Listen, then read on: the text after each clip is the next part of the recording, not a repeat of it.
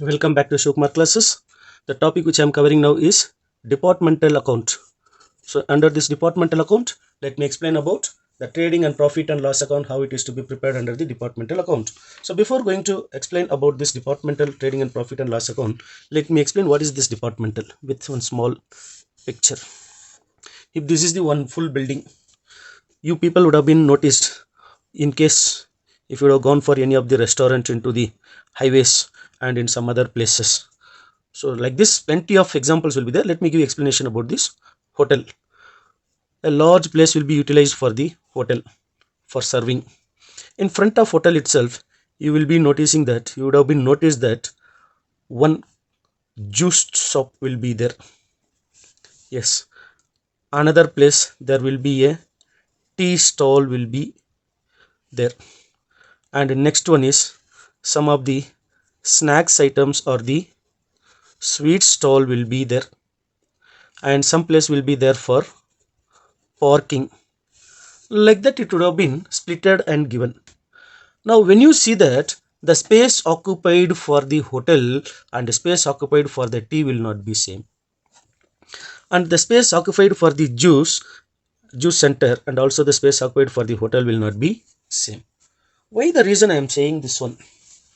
Because relating to this only rent will be calculated. The rent of the rent of the departments will be calculated based on the size of the space occupied. That is the most important. And now coming to the number of light points, the number of light used in tea stall and the number of lights used into the juice center and the number of light used into the hotel will not be same. Because based on the size, the number of light points also will be there. Why I am talking about this? Because the electricity charges will be distributed based on the light point. Based on the light point, how many lights they are using this. In the same manner, let me talk about salary.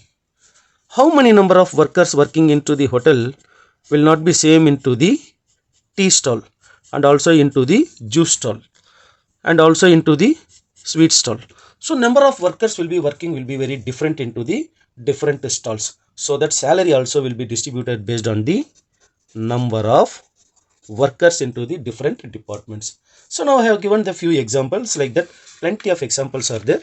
Let me start with the working out of this trading and profit and loss account. The first half of the problem will be called as the trading account and the next half of the problem will be called as the profit and loss account. Let us assume the department A, department B and total. Department A, department B and total. Yes, this is the particulars column and particulars column. Debit side we will start with the 2 opening stock. The problem in that problem itself they only will give individual amount. Second one is the 2 purchase minus purchase return, and the next one is the buy sales minus sales return. They will give an individual value, and next one is the buy closing stock. The individual value will be given. And now next one is the wages.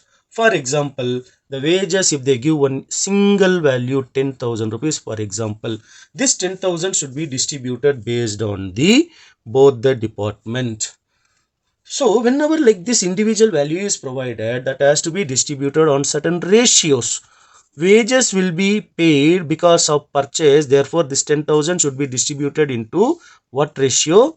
Purchase ratio. In case if it is not given, sometimes they only will say that the wages has to be distributed into 3:2 ratio or equally or 5:3 ratio. Like that if they give, we can distribute based on that one. Otherwise, in absence of information, we should distribute into the purchase ratio. Like that, what are the entries has to be distributed into purchase ratio? Wages. Next one is the carriage and next one is the freight. After this explanation, the answer what we will get into the debit side is called as the gross profit. The total of credit that will be brought it into debit. The balancing figure is called as what? Gross profit.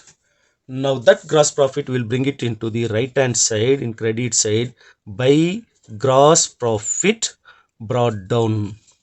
By gross profit brought down. Now after this, whatever the entries we are recording here, that will be called as the profit and loss account, because the first half is the trading account and second half is the profit and loss account. Next, by rent.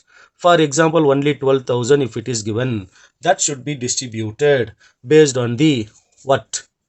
Size of the shop or department. One department will be into the 3/4, another department will be into the 1/4. 3/4 means 9,000 and 3,000, that is 75% and 25% based on the size. Next one is the by electricity. This electricity will be distributed based on the light points. Next one is the for example, advertisement. The advertisement will be distributed based on what ratio? Sales ratio. The advertisement will be distributed based on sales ratio. Next one is the discount allowed. Discount allowed. Only one single amount will be given, that you have to distribute into the based on what ratio? Sales ratio. Next one is the depreciation. If it is given, the depreciation will be, if it is given, that has to be distributed based on the machine value. Or else insurance will be given, insurance on machine will be given, that will be distributed once again based on the machine value. Okay, and the next one is the salary. In case if salary is given, the salary has to be distributed to departments based on number of workers working into the different department. For example, 10,000 rupees is the salary.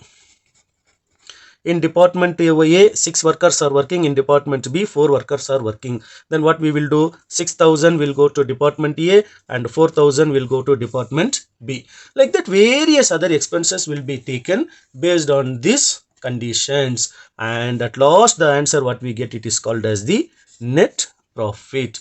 After this net profit, we will prepare the balance sheet. The balance sheet will be consisting of liabilities and assets. For one single column only, one single liabilities and assets only we will maintain. That's it about the introduction about this chapter. Thank you very much for watching this video.